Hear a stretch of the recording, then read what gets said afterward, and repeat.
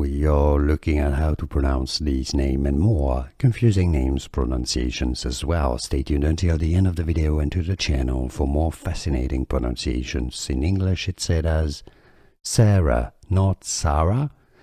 Some may pronounce it as Sarah as well. If you do, how do you pronounce it? Let everybody know in the comments. But in English, Sarah. But in Spanish or Italian, Sara. So yeah, it makes sense that some pronounce it also as Sarah, Sarah.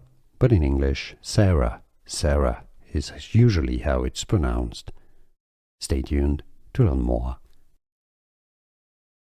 We are looking at how to pronounce these names and more confusing names pronunciations as well. Stay tuned until the end of the video and to the channel for more fascinating pronunciations. In English it's said as Sarah, not Sarah. Some may pronounce it as Sarah as well. If you do, how do you pronounce it? Let everybody know in the comments. But in English, Sarah. But in Spanish or Italian, Sara. So yeah, it makes sense that some pronounce it also as Sarah, Sarah. But in English, Sarah, Sarah is usually how it's pronounced.